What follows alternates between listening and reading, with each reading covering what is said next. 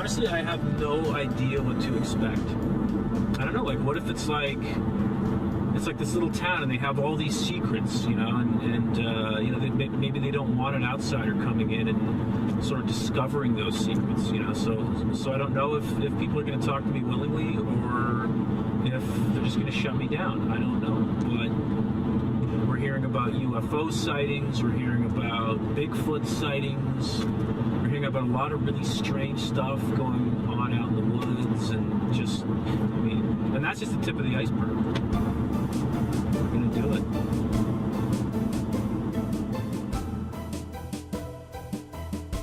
My father has a briefcase full of maps, and on these maps you look, and there's a location northeast of us about 30 miles called Twin Peaks. And I don't know if David Lynch heard about that, if that's where he got the name of the show from. It might have been. It's an actual location. It's an actual location, physical location. You know, there's just a lot of strange things out here. You know, it's so much weirder than what they could ever portray on the show. My sister was the target of a kidnapping plot back in the early 60s. Well, the FBI were called. The FBI came out to town and they told us to get out of here.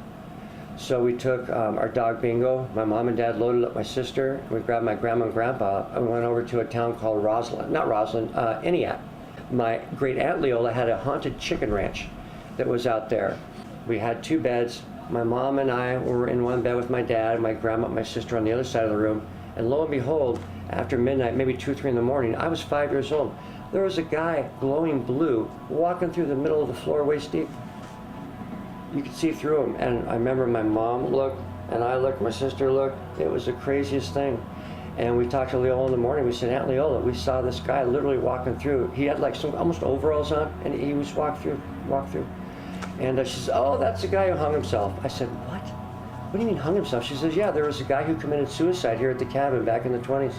Hung himself out the chimney. She goes, if you walk outside and stand outside in the dark, you'll hear somebody saying, gotta hurry, gotta hurry, gotta hurry. Okay, downtown Twin Peaks, here we are. This is the, what is that, Chevrolet dealership where my buddy Andy got shot in the back by 2 guys coming into town, robbed him, $75. I think he fought for the money.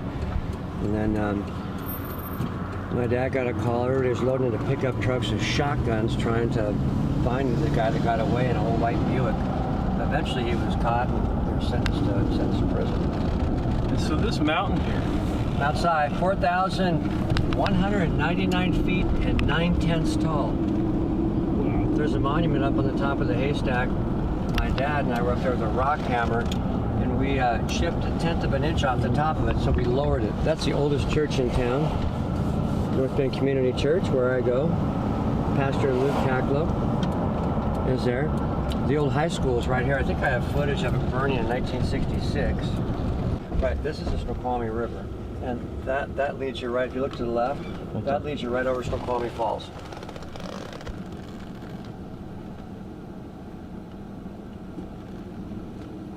that leads to the falls, like to the Great Northern? Goes right over the top. You don't stop, you go over. Wow. Michael was anxious for us to meet his mother and his sister.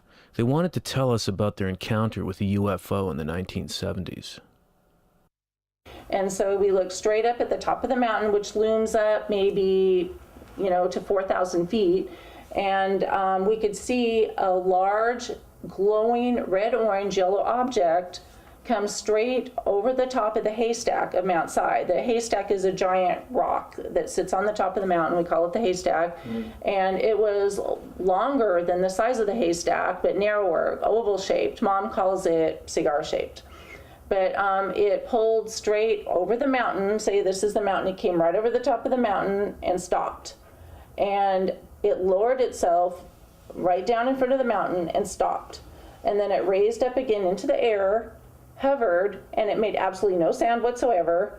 And it took off into the sky. I thought I wasn't going to see it again because it moved so fast.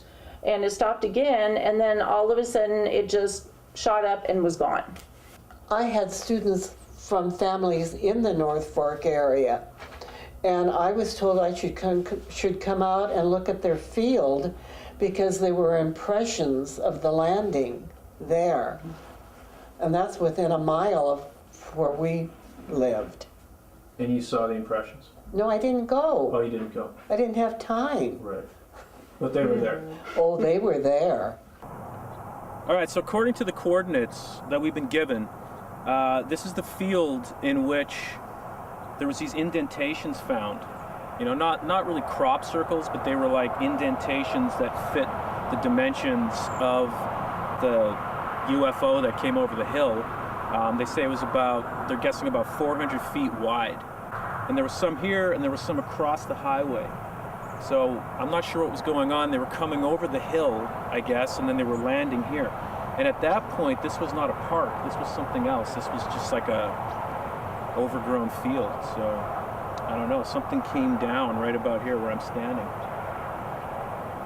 Something massive. Something extraterrestrial, perhaps. Oh, UFOs are a big one around here, especially just for my family, and this just from my personal experience. My folks have told of seeing UFOs in this area down by Cedar Village. They drove by there once and saw like weird lights in the sky. They don't know if it was anything that was of military origin or of extraterrestrial origin. They don't know what they saw to this day. I would decipher North Bend as, you know, your normal small town that underneath there's so much more to it. There's a rich history, there's a rich lore. People come here for Twin Peaks, people come here for the mythology. People that are coming in that are tourists who are not familiar with this area are gonna look at the trees around here and think, oh, you know, this is a Bigfoot spot, absolutely. As I've said before, Bigfoot is really grounded here into the Pacific Northwest. So he's seen everywhere. We don't know much about him. We have like actual tracks that were not left by any suit. We've collected fur samples. There's so much that we know of Bigfoot, but yet there's so little. It's almost a paradox. Well, it's a huge forest too. Oh yeah. There was an incident in North Bend back in 1976 where Bigfoot tracks were found down by the South Fork River, just south of North Bend. It was reported to the police, and everybody came out, they investigated, took pictures, and then they started interviewing people from that area, and there's a gentleman named Al Chicalero, and he had broken his foot, and he had a cast on his foot, and he had a parachute wrapped around, and whatever, he can tell you about it, but yeah, we found Bigfoot tracks, and it turned out to kind of be a hoax, but we don't know if it's... So you saw them? There was an article in the paper, and there was some footage that was on the news. It was King 5, Como, or Cairo. They had footage of these dogs chasing something up the mountain, and as far as we knew, it was Bigfoot. We all thought it was, you know, but there's a story that came out later in the paper about actually what happened. And yeah, he would be a great guy to talk to, Al Chicalero. Very intriguing. The man who started the Bigfoot hoax of the 1970s, right here in North Bend.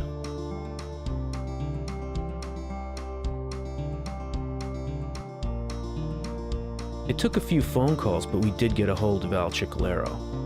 And though he did agree to an interview the next day at noon, when we arrived at his house, he wasn't there. He was nowhere in sight. I wondered if he thought that maybe we were just more crazy Twin Peaks tourists. After all, North Bend has seen its share.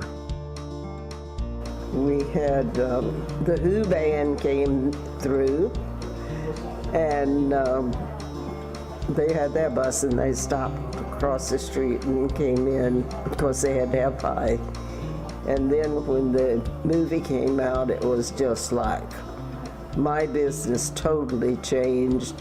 People were calling from all over the country and out of the country. There were busloads of Japanese people coming, and others too.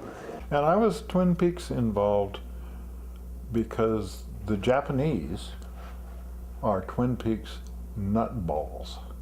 They're fruitcake. In 1990, they decided that they were going to do a Twin Peaks marathon in Japan. So they needed extra footage, and so for 2 days, I went around and showed them every Twin Peaks place that I knew of, and we talked about it.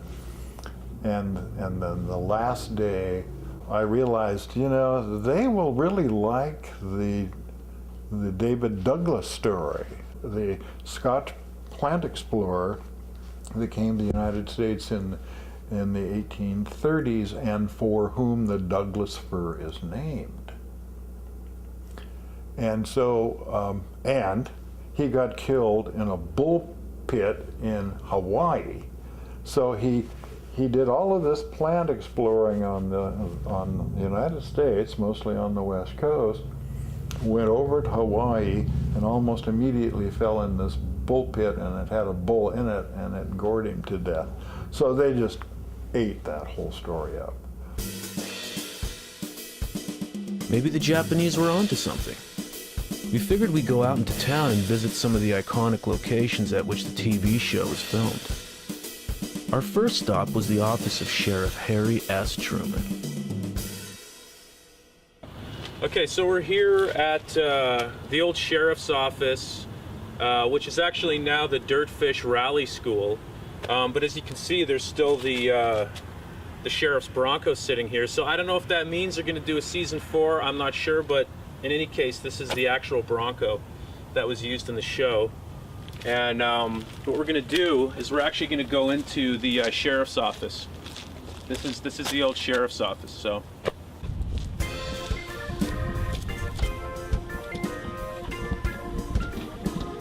So this is one of the offices in the sheriff's station.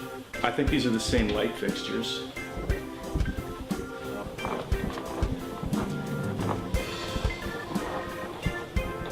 And you can see these doors. This is classic. This is classic. This is all. That's all the same paneling. Oh, and look at this. You see they got the simulators in here. It's for the driving school. Look at the simulators.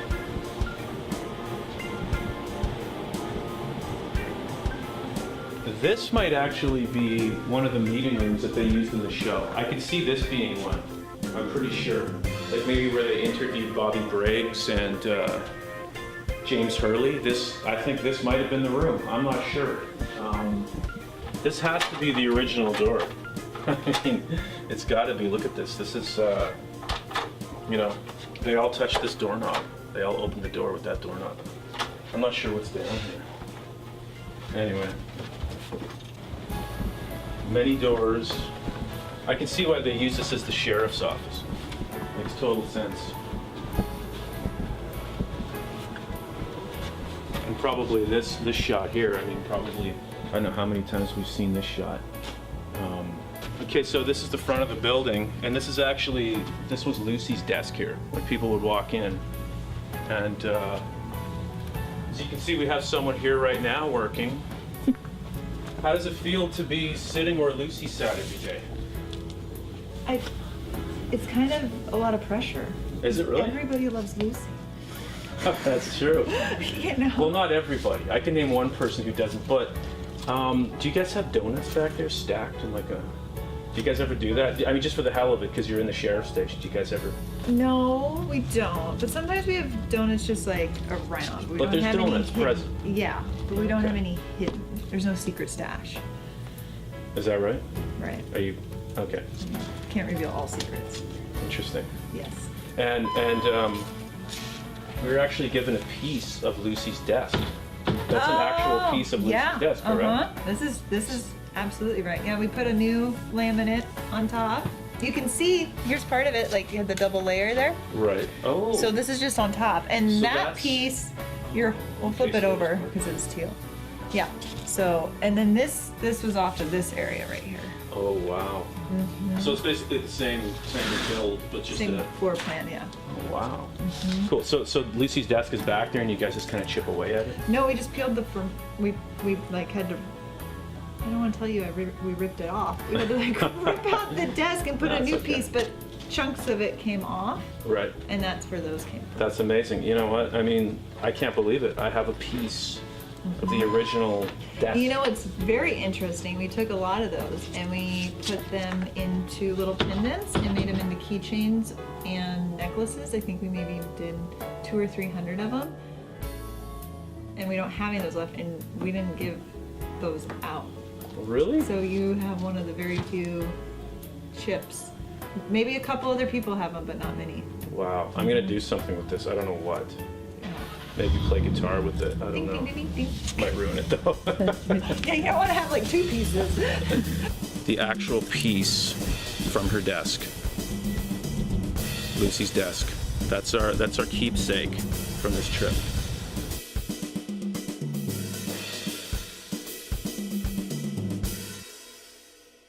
This corner probably was the first thing he saw. So you have these 4 buildings on this corner from 1940. Most little municipals and most little places, the corner buildings have been torn down, new buildings have been put up. So North Bend had some 1940s buildings right here where he could use them. So I think David Lynch was driving around and he saw the place and he came in here. So he was looking for some dark, kind of moody spots, that were kind of campy and whatever.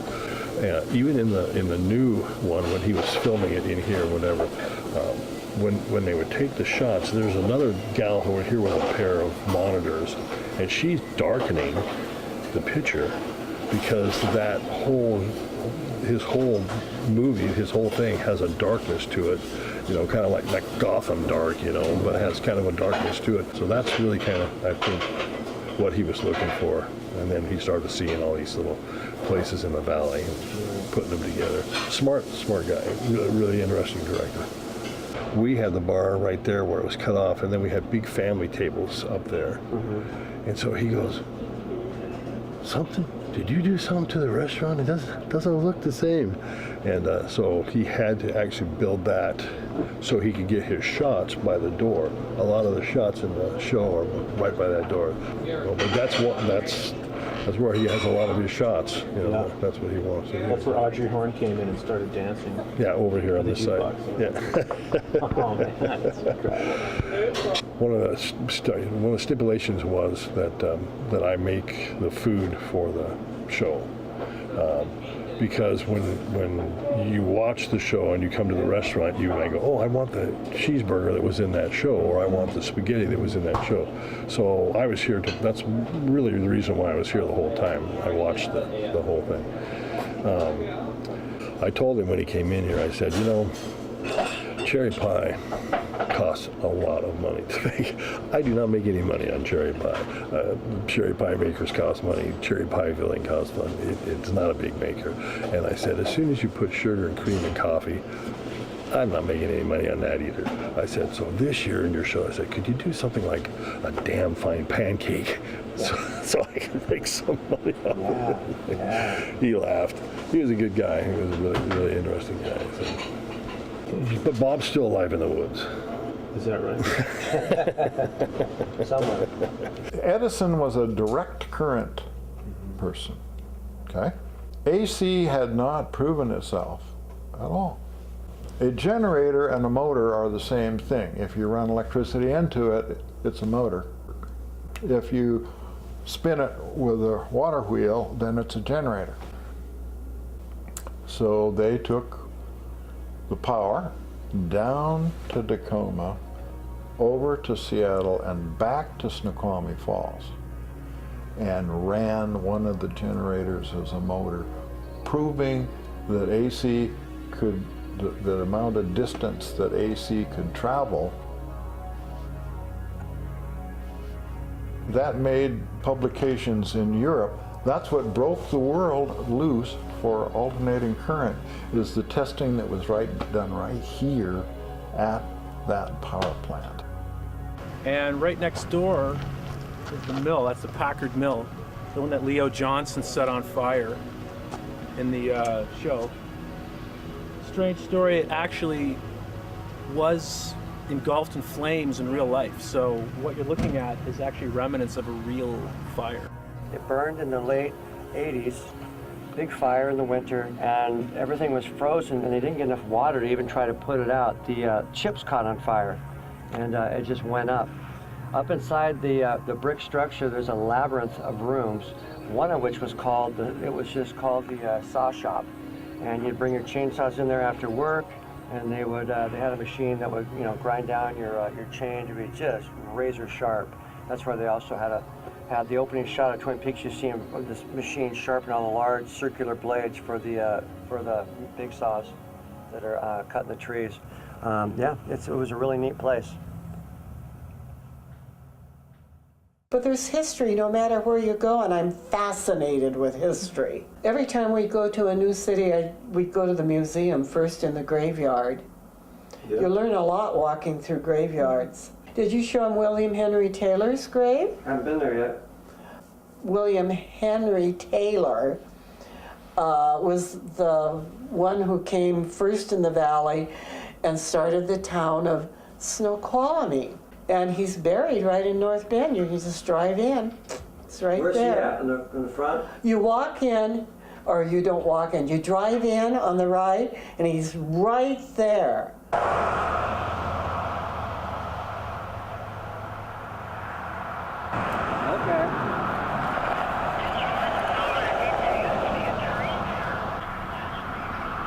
Okay, we'll try to find it.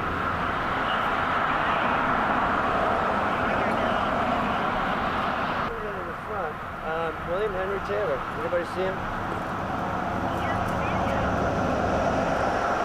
He's right towards the opening when you go in on the right side. Somebody's chiseled some names out here on some graves, like they've popped out or worn off. I wonder if that could be. There's a grave out here in front.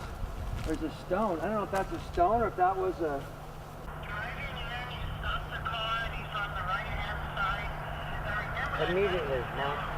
Immediately, right? Immediately. and William Henry Taylor walked to Falls City to bury Darla Maud, Oh, wow. his daughter, and all the old pioneers are in the old Falls City Cemetery. Okay, well, Henry Taylor's right here by the road, like you said. But anyway, I'm glad you Henry. found William Henry. I won't keep you. 1853 to 1941.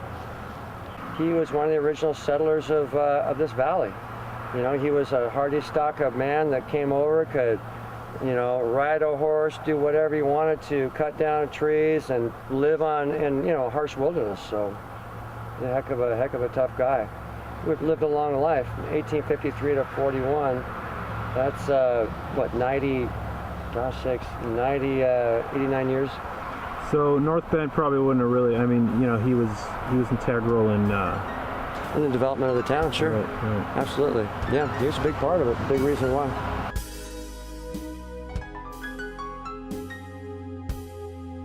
Well, it's strange sometimes driving down the streets of North Bend. There are moments when the lines between the show and the town itself blur. As if the town was a mirror image of the show, and the show a mirror image of the town.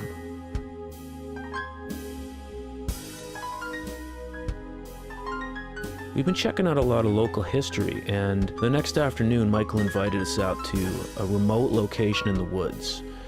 He wanted to show us a box that belonged to the late Margaret Smoiver.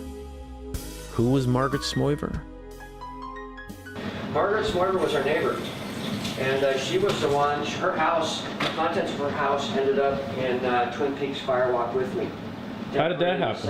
How did that happen? Margaret died in 1985, and my parents were given most of her estate. She willed it to them. So I came back from LA and came up, and they're having an estate sale. And they had large bear skins. They had crazy things like pine cone lamps and the most, the strangest artifacts that you would even find. It was stuff from probably the turn of the century up through maybe the 20s and 30s. Some of the late stuff she had was from the 50s.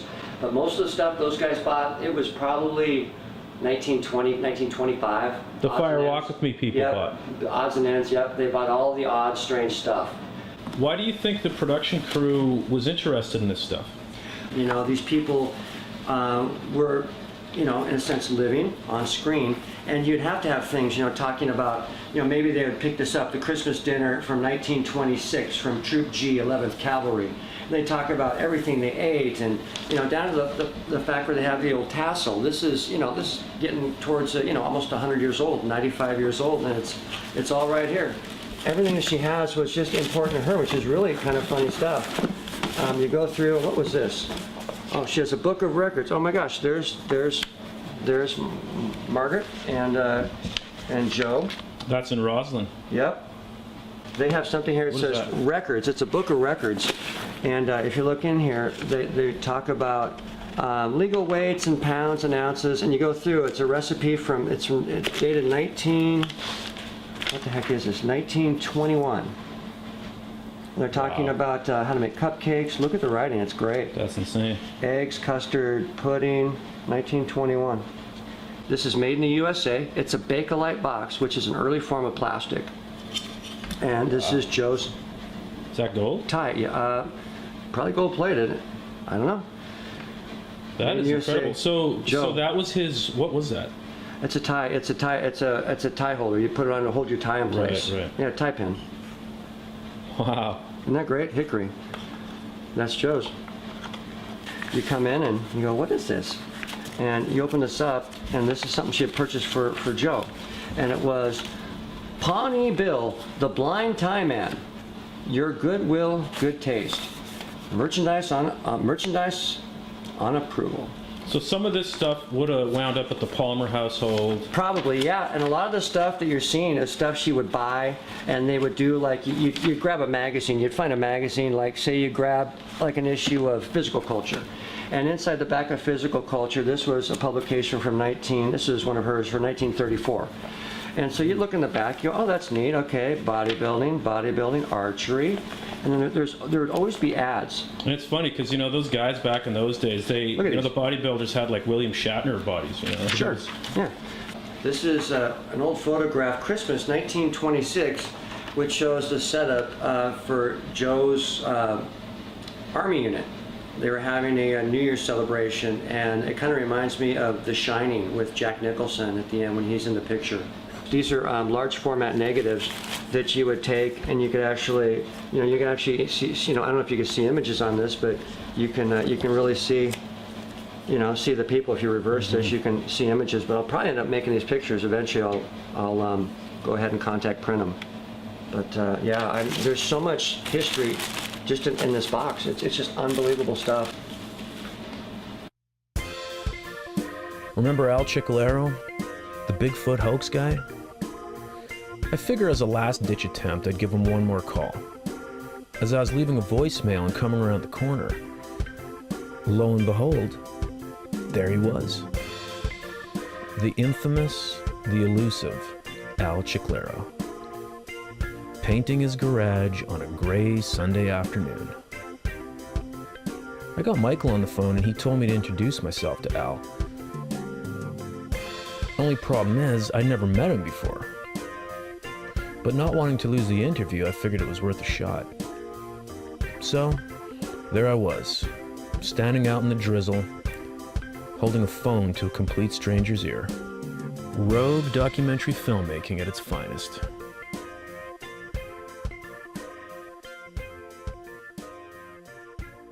My leg was broken. That's why they put it in a cast, right? In a walking cast. And so I put that cast down into this plastic bag, and I wrapped parachute cord around it.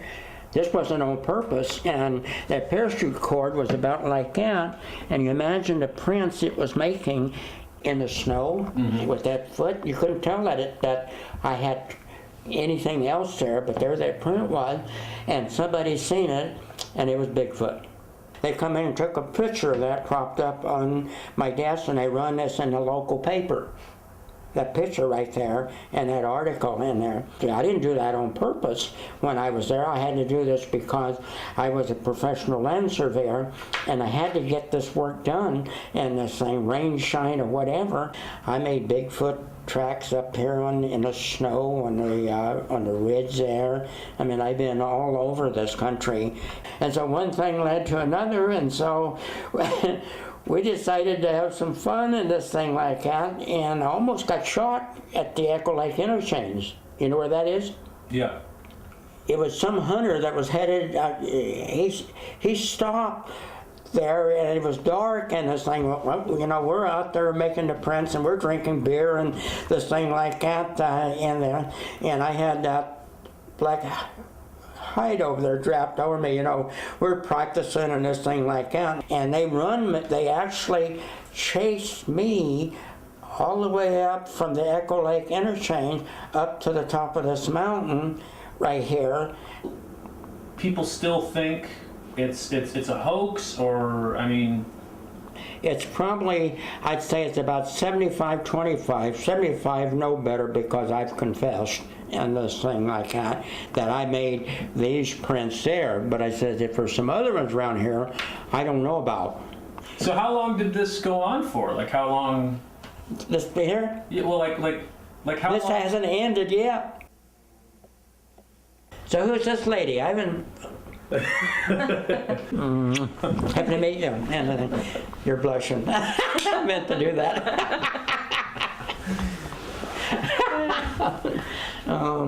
You know, there's a lot of people living in the woods, I'll tell you that. People say they see Sasquatch, you know, every once in a while. And, you know.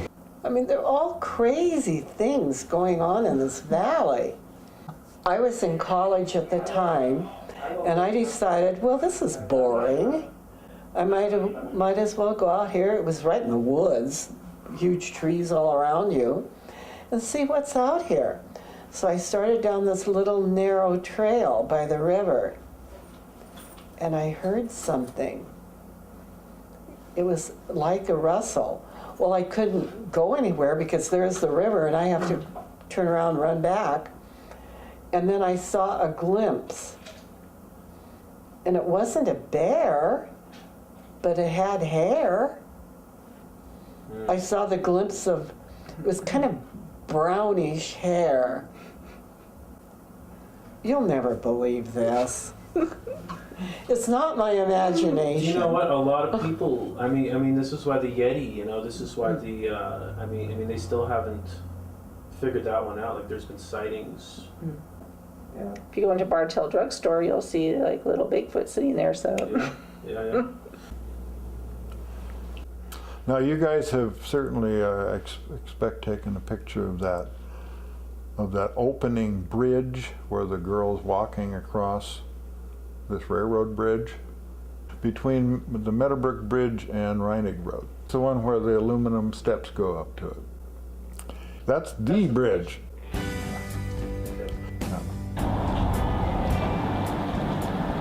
Hold on, I gotta get that. I love Tess. Who do you think Tess is?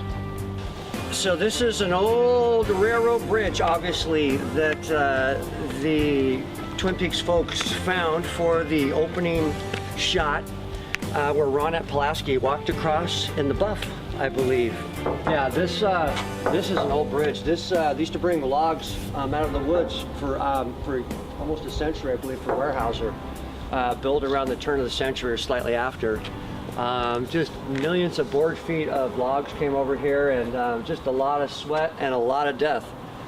Yeah, it's a real amazing piece of history when you just stand here and you just look at it. And there's the beautiful Snoqualmie River running underneath you, full of, on this end of the bridge, full of rainbow trout. And farther over the Snoqualmie River, you'll find steelhead down there, steelhead salmon. But yeah, there's a lot of history, a lot of strange history out here. Everything from, again, Bigfoot and most notably serial killers like Ted Bundy and Gary Ridgway.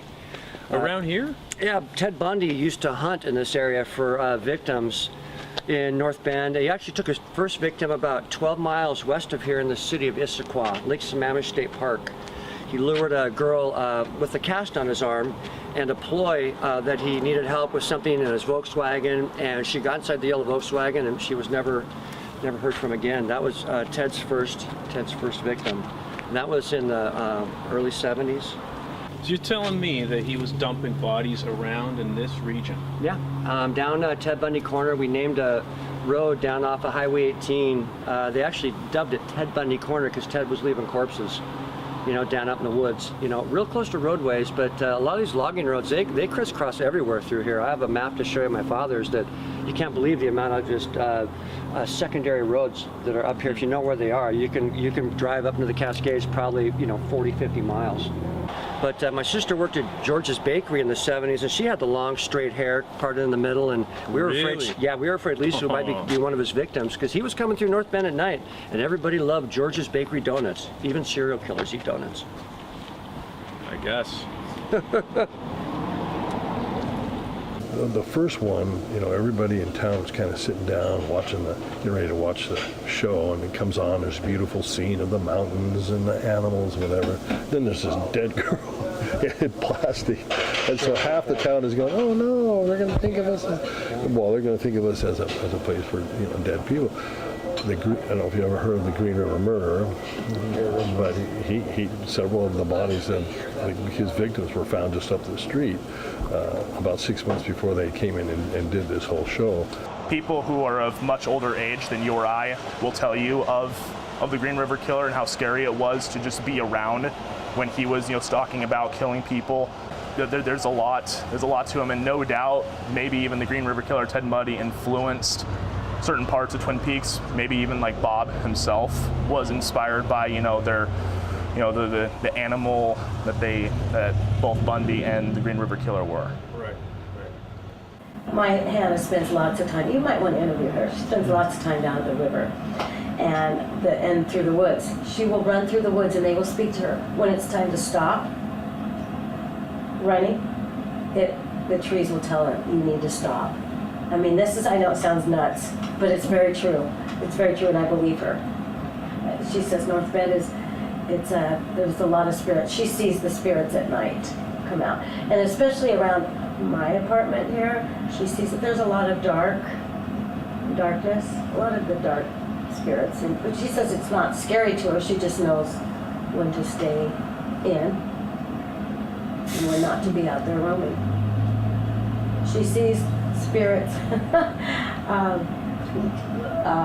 loitering around certain people. Like she sees them like tormenting. Does that sound nuts? It does to me. No, not at all. It does to me, but it's true. I mean, it's true. I don't have that gift. Mm-hmm. It's like the woods. It's almost like its own character. The woods. How do you mean that? Sorry? How do you mean that? He's asking hard questions. You're basically saying that you sensed something supernatural in the woods. Basically. Mm-hmm. I know. As a kid, I grew up in the woods. You played in the woods. You climbed trees in the woods. We would talk about, I wonder, because Indians back in the day, the valley, I think, was filled with Native Americans. Mm-hmm. And we were wondering, where did they bury them? Are there Indians buried here? And I don't think it's emphasized enough the severe amount of damage that was done to the Snoqualmies by European diseases. Just really ugly. And so there had to have been, there's a lot more burial places than we know about. After a number of weeks, it seemed we were onto something. It was as if the pieces were coming together, and everything pointed towards this strange, mysterious energy out there in the woods. We talked about it late into the night, and the next day, Michael called us at the hotel and offered to show us one of Ted Bundy's drop sites. The drop site happened to be in a park across the street from our hotel, which suddenly made sense to me why I was having nightmares for 3 nights in a row. I didn't want to be anywhere near that drop site. Instead, I suggested we explore some old abandoned railroads. See how high the water gets though? See the stuff in there? The water would get up right to this bridge level when the Snoqualmie River floods. It would get right to almost to the top. The bridge would just go under. Yeah, there's some, what is this down here?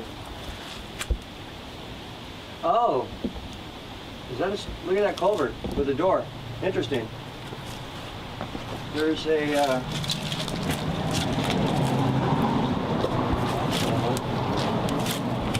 What is that?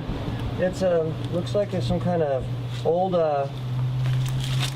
culvert of some kind. They must be able to open this thing up. Can you pull it open? Well, no, there's dirt and everything in front of it. Oh. But those things are supposed to open. And you're supposed to be able to open these things up when there's a big flood to let the water back behind it flow back in. That's an old one, though. I mean, that's really old. It's probably from the 30s, 40s. or earlier. The old abandoned railroads were cool, but something was still bothering me. Something about the energy out in those old woods. I think it was the realization that inevitably we were gonna have to go see what was out there. I also realized that before we went out there, we needed to speak to somebody who understood the energy in those old woods. We met with Chief Andy de Los Angeles and his daughter Sabiqua. As we were setting up, the chief started telling us about a piece of art on his wall. His daughter had made the picture when she was 3 years old. She'd wrinkled up a bag for texture, and without a stencil, she'd taken a crayon and proceeded to draw a traditional symbol. The chief told us about this to illustrate the influence that spirits can have over a person. A bag. She's manipulating the paper material, the tree material. Yeah, this is almost, it looks like it's waxy, almost like it was done with crayon. Yeah. And it's so detailed too. And it's not just a kind of Coast Salish form line that you see up in Canada, is it? It's more almost more of like the southern styles. And she was 3 years old when she did that. I was 3 or 4. Usually you see 3-year-olds and it's just like stick figures and you know what I mean? That's got Big like, scribble. Yeah. well, not only that, but you can see there's like what do you call it?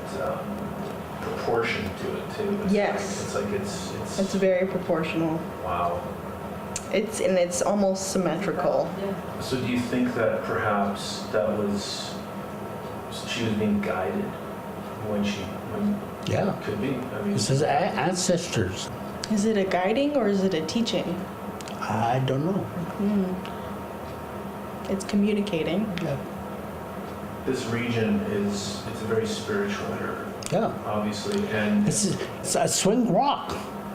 Snoqualmie Falls. Mount Si. It's sacred. a lot of sacred. I mean, like the whole region's sacred.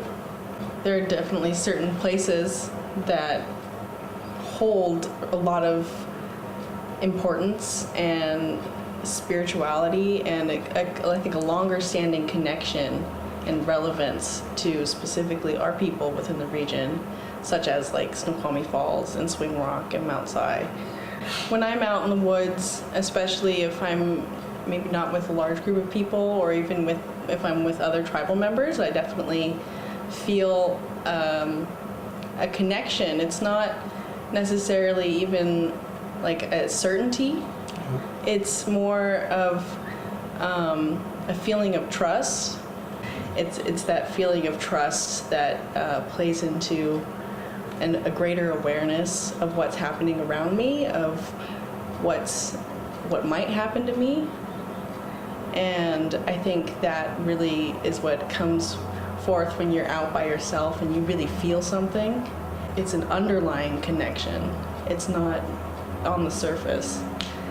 But you say that somehow you feel warnings? There's an anticipation that not necessarily that you're being watched over, for lack of like a better phrase, but that you're surrounded.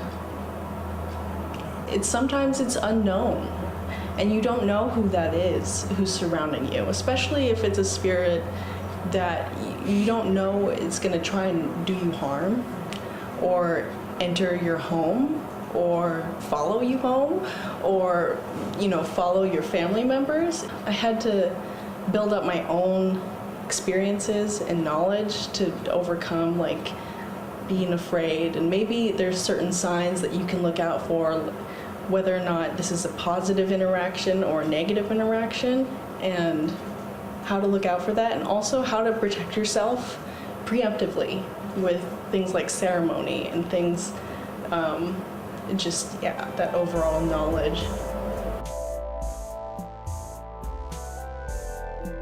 In preparation of our trek out into the woods, Michael provided us with all these old surveying maps of his father's.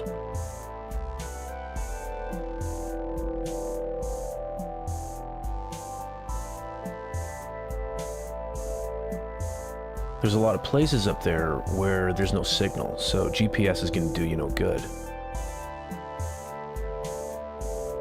Also, we were planning on trekking into regions that people seldom went anymore. The maps included streams, hiking trails, old logging roads that haven't been used in who knows how long. In a way, it was like Joseph Conrad's Heart of Darkness. You know, we were sailing up the river to see what was at the end of it. All right, I got all these, I don't know, it's like shit hanging from the trees. It's getting all over my face. So, basically, yeah, this is what William Henry Taylor would have done when he came to this valley. He would have just come here, he would have carved his way out, you know? He's maybe here with his daughter, his son, his wife maybe, I don't know, probably his family. A horse, you know, and he would come to a place like this and just carve it out. You know, that's how North Bend was started. Out here in the woods that still exist. Like, what is that? Do you think that was from Bigfoot? What is that? Oh, what is that? What is that? That's disgusting. Oh my God, hold on. That's a dead animal, I think. Oh yeah, it's a dead animal.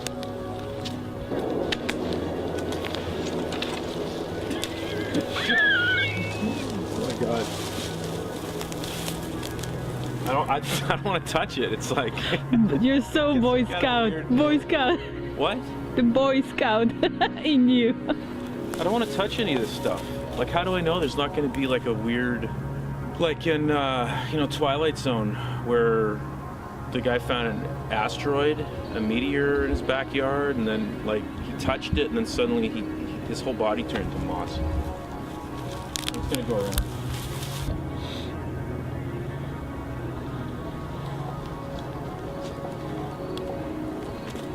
So, we've been wandering around out here in the Snoqualmie woods pretty much all afternoon. Haven't really found any Bigfoot tracks, anything like that, but one thing that did happen is we got lost. So, here's what it was. We were following the compass due south, and, as far as the map was telling us, the road was supposed to be somewhere already, and we just, I don't know. So, it's like we're losing light now. Like, we might have to spend the night out here. Like, are you kidding me? It's not safe to be. Do you think it's safe to be wandering around? I don't know. Like, there's, like, look at this. Like, these things there's drop-offs. There's all sorts of stuff. I just don't think it's safe to be hiking in the middle of the night. Like, if we can't find our way out of here by nightfall, I think, like, we're gonna have to bust out the sleeping bags. You know? Sure. You don't sound too convinced about that. I don't want to do it. I think we'll be okay.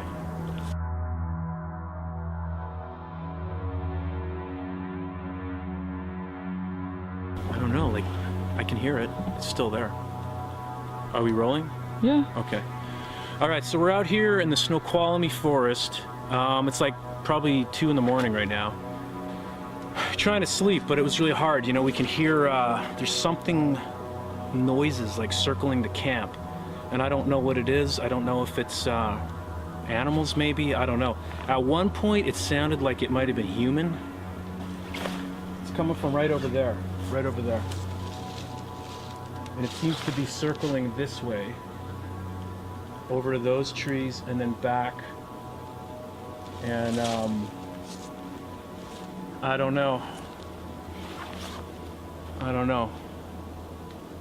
Like, we're so far from any kind of civilization. Like, I don't think it'd be like a human. I mean, who would really be up here? Maybe it's Al Chicalero. When I look up into these woods, it's just, they go on forever, really. And who knows what's up there? Who knows what's in these woods? I don't know. But something. There's something in these woods. Back to the wall. You stood tall. You stood tall. And when they took the piss out of you, you were true. You were true. You were your heart on your sleeve. I don't believe we're secondhand. I still believe we'll take a stand, take a stand. I don't believe we're secondhand, secondhand.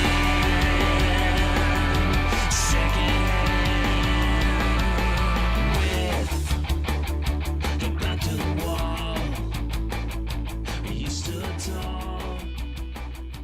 You stood tall.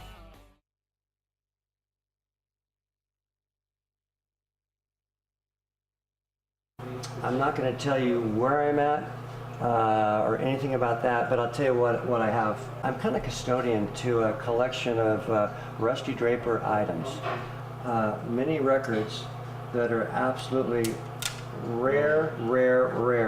Mercury test pressings. These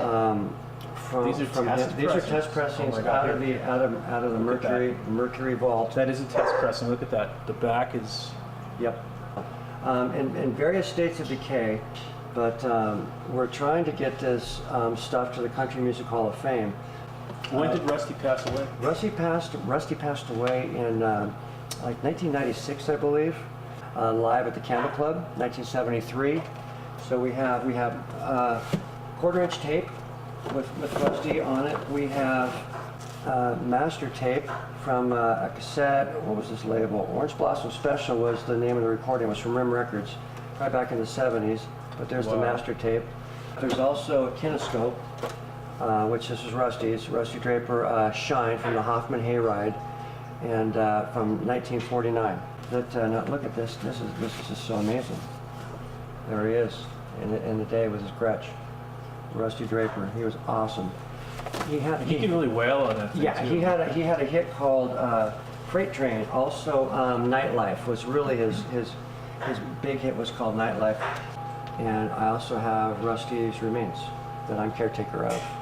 Oh, so Farrell died in 2003, 1923 to 2003. I am a trusted caretaker of his material and his ashes for a very good friend of mine. And I've had these for years, and I'll continue to hold these for her. So, here you go, buddy. A Rusty Draper guitar pick for you. For real? A Gretsch pick, yeah, real one. Are you sure Rusty would be okay with it? Yeah. It was interesting. He he actually used this. Yeah, it was a gig pick. He would give these away. I don't know if I should. You should take it.